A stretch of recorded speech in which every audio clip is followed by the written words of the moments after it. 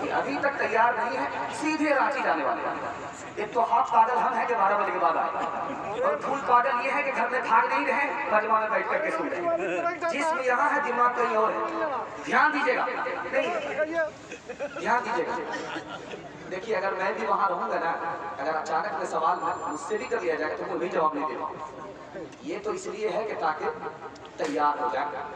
یہ اس میں کوئی برائی نہیں ہے کہ میں سوال کر رہا ہوں وہ جواب نہیں دے پاتا، اس میں کوئی ایسی بات نہیں۔ اچانک مجھ سے بھی کوئی سوال کرتا، میں وہاں نیچے بیٹھا رہتا، میں بھی نہیں دے پاتا، اس میں کوئی شرمندگی کی بات نہیں۔ یہ جلسہ کا ایک مزاج ہے کہ 12 بج جانے کے بعد آپ لوگ کتنے تیار ہیں، کتنے تیار ہیں۔ پہلا پیغام لا رہا ہوں، دھیان سے سنیے گا۔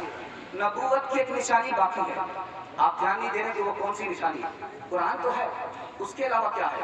ہمارا سچا خواب ہے، یہ نبوت کی نشانی ہے۔ اللہ، یہ نمونہ لے کر کے آ رہا ہوں، چند نمونے میں آپ کے سامنے لے کر کے آ رہا ہوں، دھیان دیجیے گا۔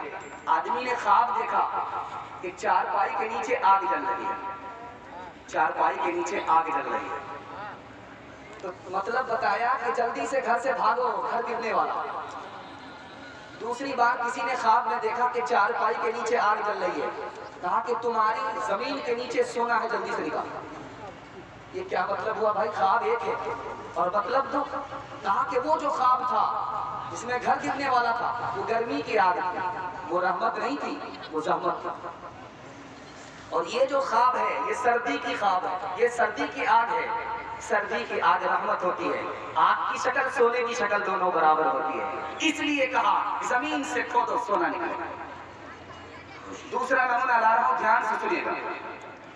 بکرے نے پیر کی ران میں سینگ مارا، خواب میں دیکھا ہے آدمی، بکرے نے پیر میں سینگ مارا، اس سے خون نکل رہا ہے، تو اس کا جواب بتایا کہ تمہارے رشتہ دار میں کسی کی موت ہوگی، وہ بکرا ملک الموت ہے۔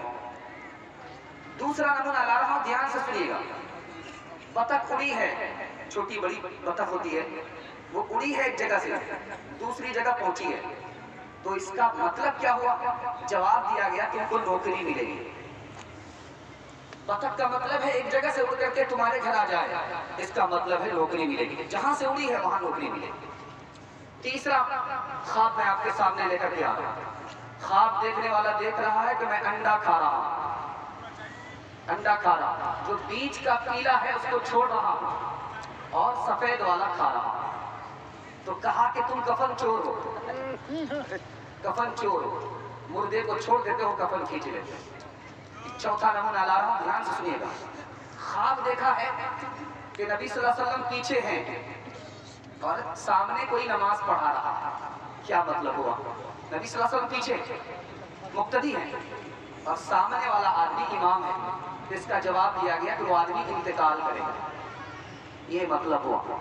آخری نمونہ دے رہا ہوں، اس پر اس پیغام کو ختم کر رہا ہوں۔ نبوت کی نشانی خاص سچا خواب ہے، آج بھی باقی ہے۔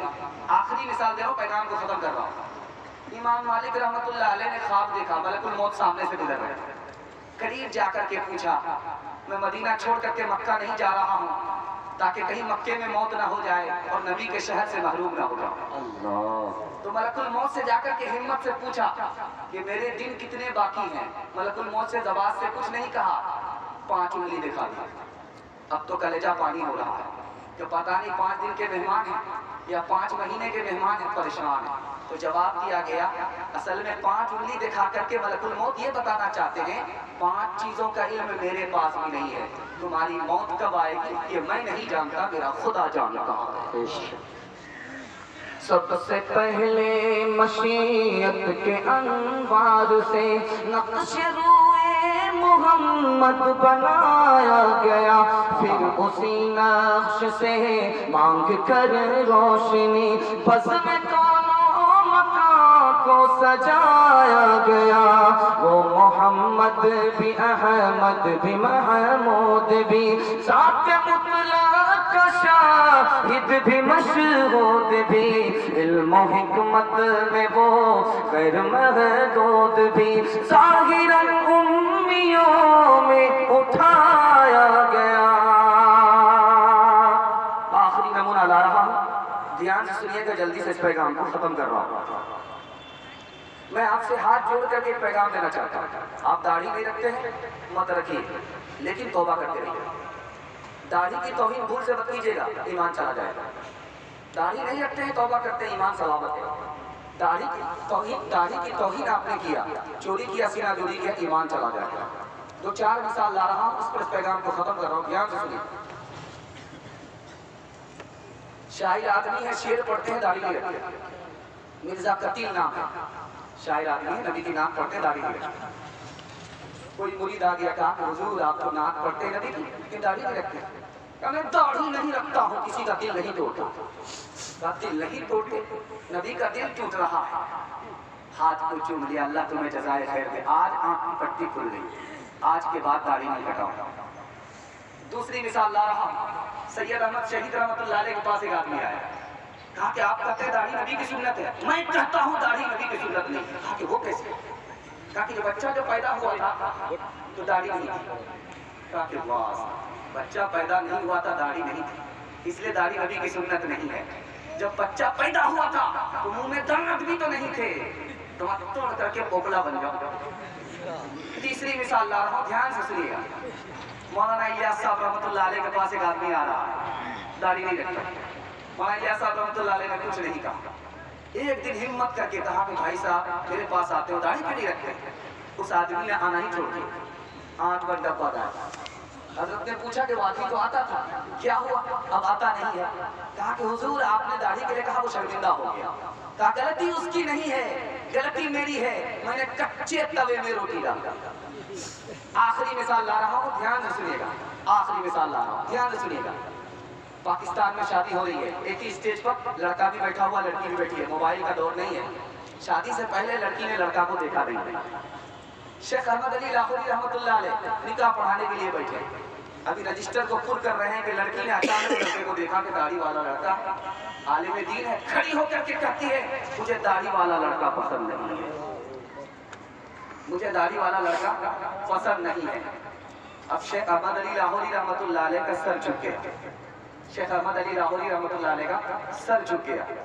اس کے بعد سر اٹھا کر کے کہا کہ تم لوگ سمجھ رہے تھے کہ مارے شرم کے میرا سر جھک گیا، میں مراقبے میں گیا تھا یہ معلوم کرنے کے لیے کہ اس لڑکی نے نبی کی سنت کا انکار کیوں کیا۔ پتا ہے میں بتا رہا ہوں اس لڑکی نے نبی کی سنت کو پسند کیوں نہیں کیا۔